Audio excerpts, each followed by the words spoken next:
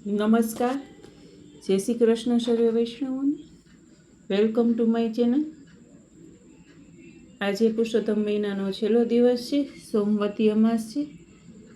આજે જેટલું પણ દાન પુણ્ય ધ્યાન ધર્મ કરવામાં આવે તેનું અનેક ગણું પુણ્ય મળે છે. હવે પછી 3 વર્ષે પુરુષોત્તમ મહિનો આવશે અને અધિક ચૈત્ર મહિનો આવશે 2029ની સાલમાં. આજની આપણી વાર્તાનું નામ છે પરસેવાના પૈસાની કથા. અનંતપુર નગરીના રાજાનું નામ ચંદ્રસેન હતું. તે ઘણો દયાળુ અને પરોપકારી હતો. રાજકાજની સાથે સાથે ધર્મ ધ્યાન પણ કરે, વ્રત નિયમ કરે, જપ તપ કરે. એવામાં પુરુષોત્તમ માસ આવ્યો.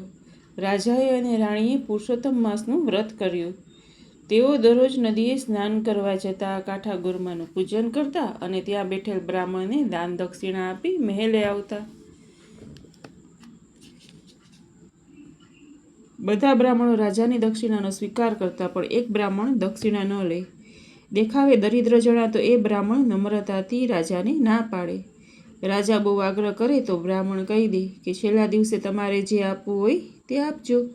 રાજાને થયું કે આ બ્રાહ્મણ દરિદ્ર છે, તેથી તેને વધારે દક્ષિણાની આશા હશે. કંઈ વાંધો નહીં, છેલ્લા દિવસે હું તેને રાજી કરી દઈશ.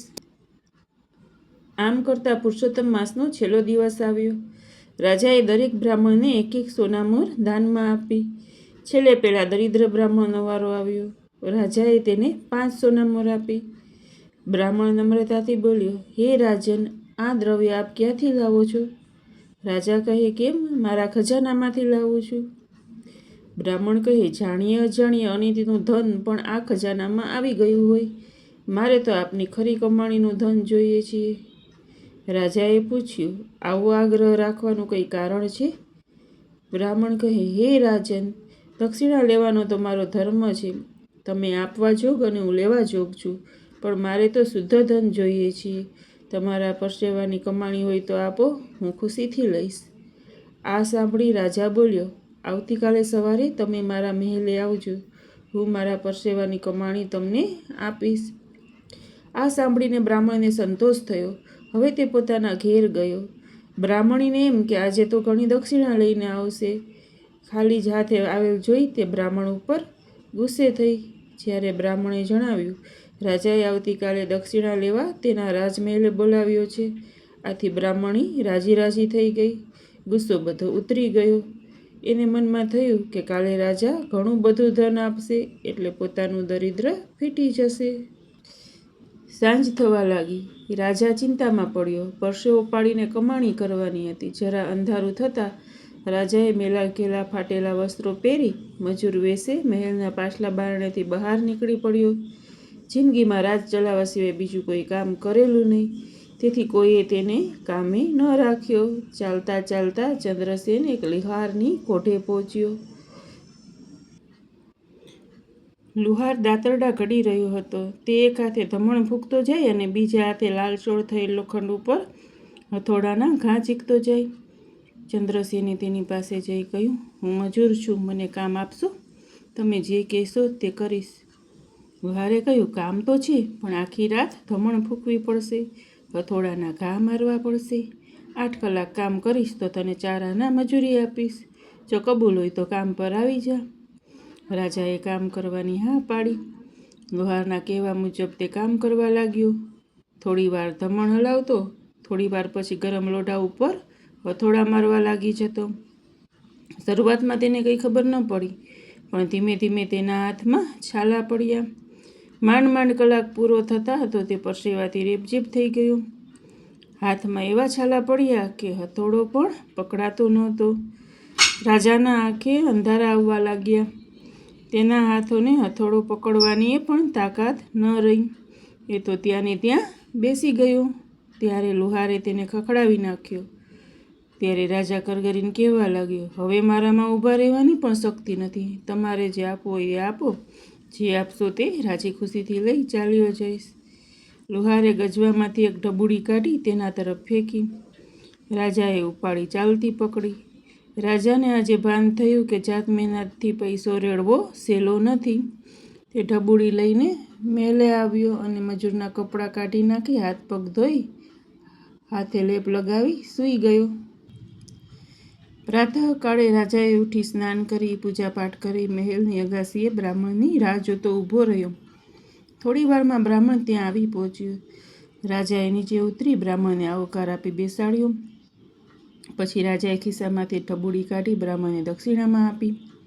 બ્રાહ્મણે પ્રેમથી દક્ષિણા સ્વીકારી લીધી અને રાજાને આશીર્વાદ આપ્યા કે પુરુષોત્તમ ભગવાનની કૃપાથી તમારે ત્યાં 9 માસે પારણું બંધાશે. આશીર્વાદ આપી બ્રાહ્મણ ઘેર ગયો અને જોડીમાંથી ઢબુડી કાઢી બ્રાહ્મણીના હાથમાં મૂકી. બ્રાહ્મણીને આ ઢબુડી જોઈ એવો તો રોષ આવ્યો કે તેણે ઢબુનો બહાર ઘા કરી બ્રાહ્મણને ભાંડવા લાગી. બ્રાહ્મણ ઢબુ શોધવા માંડ્યો પણ ઢબુ ક્યાંય હાથમાં ન આવ્યો. ત્યારે તે ભગવાનને વિનવવા લાગ્યો કે હે પ્રભુ, મારી અજ્ઞાન પત્ની સામે ન જોશો. બ્રાહ્મણીના હાથે ફેંકાયેલા ઢબુ તેમના જ તુલસી ક્યારામાં દટાઈ ગયો. ભગવાનને કરવું તેનો છોડ ઉગ્યો. થોડા વખતમાં તે છોડ ઉપર નવી જાતની શીંગો આવી. એક દિવસ બ્રાહ્મણીએ નવીન છોડની શીંગો ફોલીને તેમાંથી દાણા કાઢ્યા. દાણા જોઈ બ્રાહ્મણી નવાઈ પામી. આ સામાન્ય દાણા ન હતા, પણ સાચા મોતીના દાણા હતા. એ તો દોડતી જઈને પતિને છોડ પાસે લઈ આવી અને એક શીંગ ફોલી તેમાંથી જે દાણા નીકળ્યા તે બ્રાહ્મણને બતાવ્યા. બ્રાહ્મણ પણ આ દાણા જોઈ દિગ્મૂઢ થઈ ગયો. ખરેખર દાણા મોતીના જ હતા. બ્રાહ્મણ સમજી ગયો કે આ છોડ બીજું કંઈ નહીં પણ રાજાએ આપેલ અને પોતાની પત્નીએ બહાર ફેંકી દીધેલ ઢબુનો જ ચમત્કાર છે. પછી તો રોજ 5 શીંગો છોડ ઉપરથી ઉતારવામાં આવતી. તેમાંથી 25 મોતી નીકળતા. તે તેઓ બજારમાં વેચી રોકડ ઊભી કરી લેતા.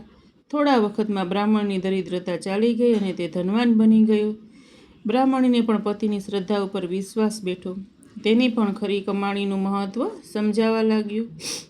બ્રાહ્મણના પડોશીઓ એકાએક બ્રાહ્મણને ધનવાન બનેલો જોઈને વિસ્મય પામ્યા. તેમને આમાં કંઈક ભેદ લાગ્યો અને તેઓએ તપાસ કરી તો જાણવા મળ્યું કે તેના આંગણામાં પૈસાનું ઝાડ ઉગ્યું છે. તેની ઉપર શીંગો થાય છે. આ શીંગોમાંથી મોતીના દાણા નીકળે છે. બ્રાહ્મણે પોતાના મકાનની આસપાસ કાંટાળી વાડ બાંધી દીધી અને પતિ પત્ની ઝાડની દેખરેખ રાખતા એટલે ત્યાં કોઈ આવી શકે તેમ નહોતું. આ વાત ઉડતી ઉડતી પ્રધાનને કાને આવી. વાત સાંભળી પ્રધાનની દાનત બગડી અને તે છોડ પડાવી લેવા માટે એક દિવસ 2-3 સિપાઈઓને લઈ બ્રાહ્મણને ઘેર ગયો ને કહેવા લાગ્યો, હે ભૂદેવ, આ છોડ તમને રાજાએ આપેલ ઢબુમાંથી થયેલ છે, માટે તે રાજાનો ગણાય. તમે આટલા દિવસ લાભ લીધો તો ભલે લીધો, હવે રાજાને છોડ લઈ જવા દો. બ્રાહ્મણ કંઈ બોલ્યો નહીં, પણ બ્રાહ્મણી બોલી, કોણે કહ્યું કે આ રાજાના ઢબુનો છોડ છે? આ તો અમારા પુણ્યનું અને પુરુષોત્તમ માસના વ્રતનું ફળ છે. પ્રધાન ખંતુ હસતા બોલ્યો, અમે ખાતરી કરવા માંગીએ છીએ કે આ છોડના મૂળમાં ઢબુ છે કે કેમ. જો ઢબુ નહીં હોય તો અમે ચાલ્યા જઈશું.